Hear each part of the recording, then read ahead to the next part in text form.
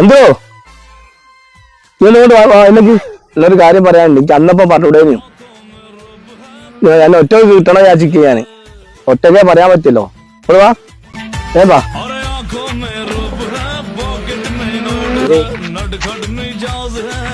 അല്ലെന്തോ അല്ല, ഞാൻ ബാപ്പനെ ബോധം കെട്ടാൻ ഒരു സാധനം തന്നിട്ട് ഈ ബാപ്പന്റെ ബോധം കെട്ടി ഇനിയും പിടിച്ചുകൂട്ടിയെടുത്ത് അല്ലെങ്കിൽ ബാപ്പന്റെ അടുത്ത് അതങ്ങനല്ല കാക്കേ. അത് സംഭവിച്ചെന്താന്ന് വെച്ചാല് സംഭവങ്ങൾ പറഞ്ഞ പോലെ ഞാൻ കാര്യങ്ങൾ ചെയ്തു.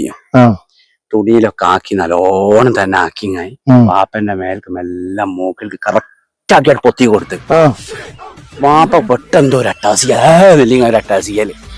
അതില് വാപ്പ എന്നെ കാണണ്ടെന്ന് വിചാരിച്ചിട്ട് ഞാൻ പെട്ടെന്ന് മോങ്ക് അന്നപ്പോ ഈ തുണിയിലുള്ളവർ എനിക്ക് ഓർമ്മയില്ലല്ലോ വെപ്രാളത്തില് അതില് ഞാനും അങ്ങ് ബോധം. പിന്നെ ഞാൻ വീണെടുക്ക അല്ലാണ്ട് ഞാൻ ഉറങ്ങിയതല്ല.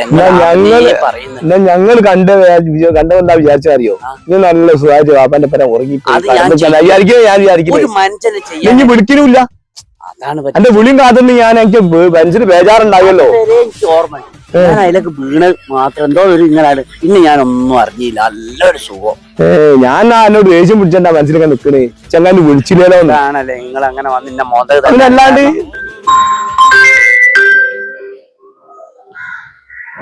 ഹലോ ആടി, എങ്ങനെയാണ് ചാടാനുള്ള പ്ലാനൊക്കെ? ഒന്നും ആയില്ലടി.